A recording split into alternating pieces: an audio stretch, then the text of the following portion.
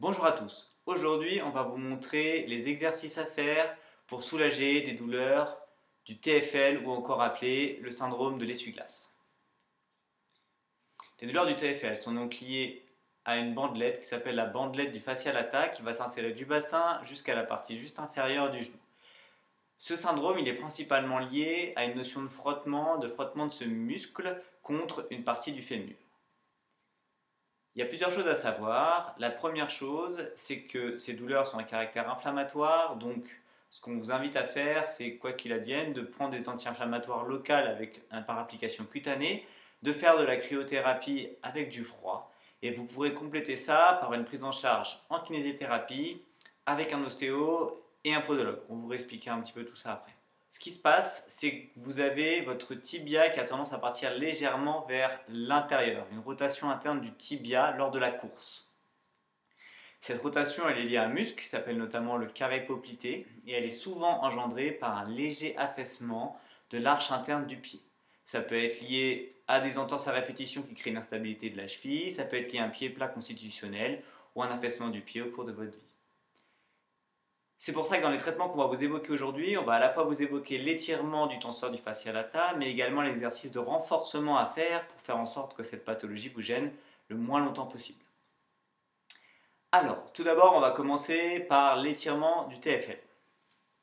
C'est un étirement qui s'effectue ce qu'on appelle en banane. Donc là, je vais étirer le TFL droit. Vous allez vous mettre sur la tranche extérieure de votre pied. Vous allez faire une translation latérale du bassin et induire vos mains de cette manière-là. Le but, c'est de sentir vraiment un étirement sur la portion latérale ici. Et vous allez faire cet étirement de cette manière-là. Donc n'hésitez pas à bien translater le poids du corps vers l'extérieur. Les bras permettent d'augmenter la mise en tension au niveau du bassin.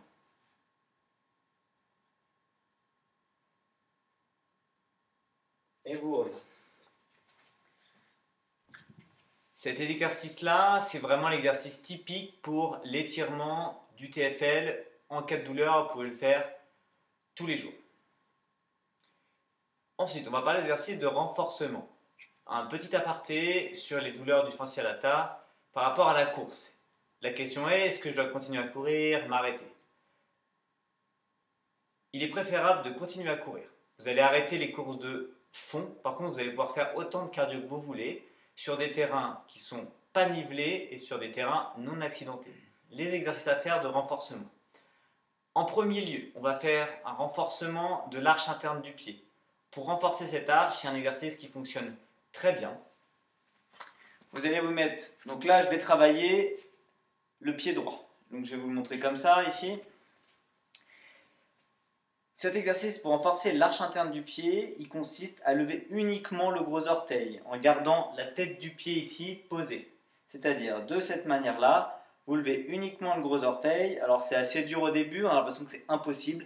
Ça se travaille, il faut faire un travail neurologique de votre tête pour essayer de faire travailler uniquement l'extenseur du gros orteil. Vous allez faire comme ça, vous allez voir instinctivement, ça va creuser l'arche. C'est le but de cet exercice-là. Il faut maintenir ça pendant 1 à 2 minutes. C'est un exercice que vous pouvez faire debout. Une fois que vous serez à l'aise, vous pouvez le faire assis, même au bureau. Vous pouvez le faire au moins 5 à 10 minutes tous les jours. Ça va renforcer l'arche interne de votre pied. Et vous relâchez. Donc pour cet exercice, il n'y a vraiment aucune limite. Le but, c'est de limiter l'affaissement du pied et dans ce cas, de limiter la rotation interne du tibia afin de limiter le frottement sur la portion basse du TFL. On va également vous montrer l'exercice de renforcement du moyen fessier. Le but du moyen fessier, ça va être de limiter le fait que votre genou rentre vers l'intérieur et donc de favoriser toujours cet affaissement de l'arche. Donc le renforcement du moyen fessier se fait avec un élastique. Vous allez vous mettre sur la portion latérale de votre jambe, vous allez accrocher votre élastique à votre pied et à l'autre. Si votre élastique est trop long, n'hésitez pas à faire des nœuds. Voilà. Et vous venez comme ça. Le moyen fessier, il est abducteur de la hanche et il permet la marche. Donc, pour le renforcer, on va faire des exercices d'abduction de cette manière-là. L'abduction répétée. Vous pouvez maintenir et vous relâchez. Vous maintenez et vous relâchez. Vous maintenez et vous relâchez. C'est un exercice que vous pouvez répéter sur 5 sessions de 1 minute. C'est assez épuisant. Et vous relâchez. Voilà. N'hésitez pas à bien tenir. Il n'y a pas besoin d'un élastique avec beaucoup de force. Hein. Ça, c'est les élastiques de première force. Ça suffit largement. Quand on travaille spécifiquement un muscle, il n'y a pas besoin de mettre une grosse charge. Voilà. Et vous relâchez. Cet exercice a donc pour but de renforcer le moyen fessier afin de limiter l'adduction du genou, donc le fait que le genou rentre vers l'intérieur. Vous pouvez compléter cet exercice par un renforcement des quadriceps. Alors ça peut se faire soit par l'intermédiaire du vélo, soit par l'intermédiaire de renforcement assis avec la corde. Vous amenez votre jambe en extension. Voilà, ça c'est l'ensemble des exercices que vous pouvez faire de renforcement quasi quotidien pour vous soulager du syndrome de l'essuie-glace en l'espace de 1 mois et demi à 2 mois. Vous pouvez compléter tous ces étirements et renforcements par tout d'abord une prise en charge kinésithérapique. La kinésithérapie va vous permettre de soulager l'inflammation au niveau du muscle et vous permettre de continuer ces exercices de renforcement quotidien.